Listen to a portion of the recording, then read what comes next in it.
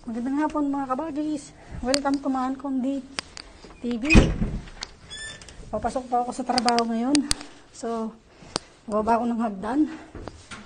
Galing sa bahay ni Bang. Gagayad. Sasabihin ko lang po sa inyo kung paano papasok sa trabaho. Kasi sasakay ako sa bus. Ito po yung dinadaanan ko. Yan. Yan po yung highway. Naglalakad pa po ako. Tatawid. Tapos, papakita ko po sa inyo kung anong basang sasakyan ko.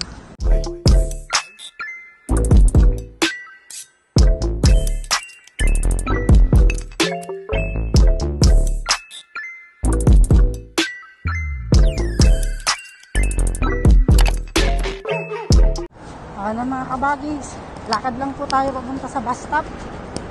Yung bus ko po is 2:37 alas 2:30 2:37 ng hapon. So kailangan po kung nandun na. Ayan po, mga building. Ayan. Ayan po ang nilalakad ko, mga 10 minutes po ang lakad papunta sa bus. Ayan po ang pinaka-main highway. Ayan, papunta sa downtown, number 4. Yung mga bus po kasi dito may mga numbering kung saan po kayo pupunta. Ayan, sa Langford, 50. Ito, palapit tayo ng palapit sa bus station o stop bus. Lakad lang po tayo, malapit na. Papakita ko po sa inyo. Pag pumapasok po ako, nilalakad ko po ito para makarating sa trabaho. Wala po akong sasakyan. So, lakad lang po. Ayan.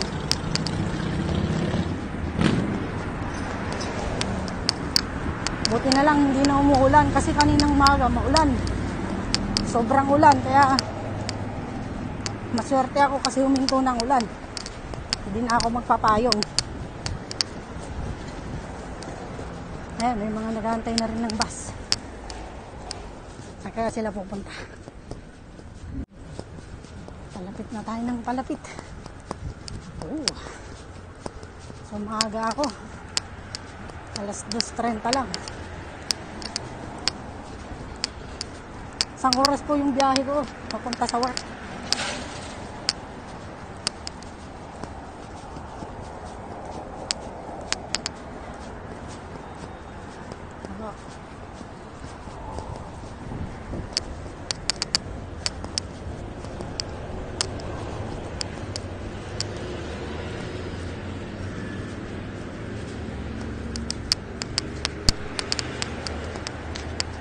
Ito po yung sinasabi ng schedule ng bus. Ayan. Schedule po tayo ng bus. So, ang bus ko po ay bus 572. So, hintayin po natin. Ayan po yung bus na kailangan natin, 72. Swartz Bay. So, hantayin po natin yung bus.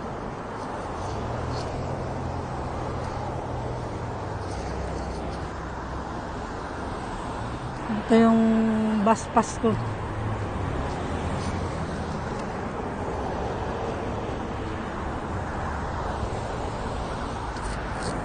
Bus pass. Double decker po siya.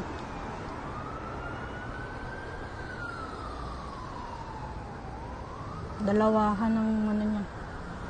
So, tignan po natin kung saan po ako uupo. Sa baba o sa taas.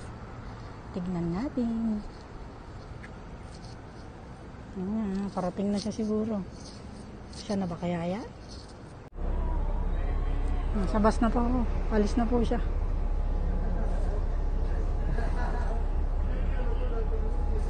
Nasa taas ako. Highway.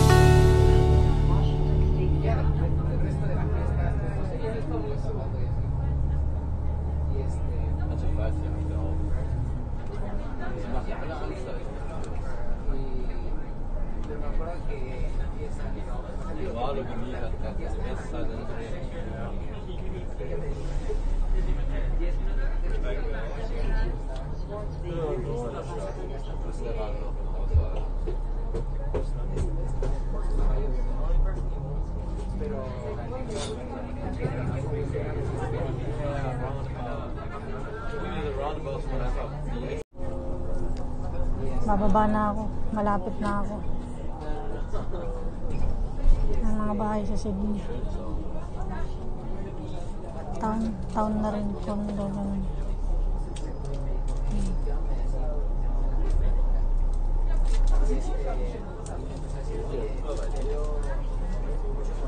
Baba muna ako.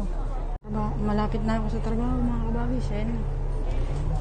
Mag-i-stop na ako dun sa kanto rin. Sa may library. Makikita niyo mamaya. Na, malapit na. Hindi ako sa library. Sa kabilang building pa.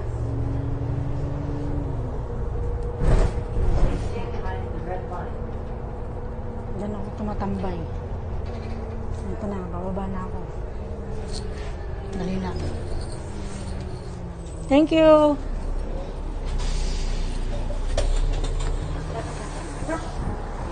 Tatawid naman ako ngayon. Para eksakto dun sa trabaho. Hindi ko alam kung anong oras na. Sigurado late na ako. Tinibutin dito. Thank you. Yan, dyan po ako papasok sa building na yan. Malapit na. So, 6 minutes na lang. Alas 4 na. Yan, dyan sa building na yan. Yung parkingan nila sa street. Yung mga walang parkingan sa loob. Itong mailbox. Yung parkingan ng mga bisita. Pamilya. Yan. Dito po ako ngayon. Yan.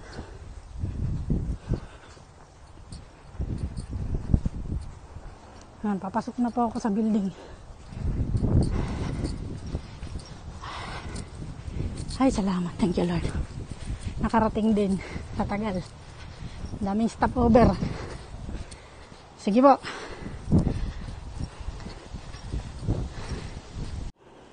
Dito na po ako sa alaga ko. Papasok na ako sa kwarto niya. So, thank you po sa panonood. Pa-share, pa-like, pa-comment na lang po at pa-subscribe. Stay lang po kayo. Bye-bye.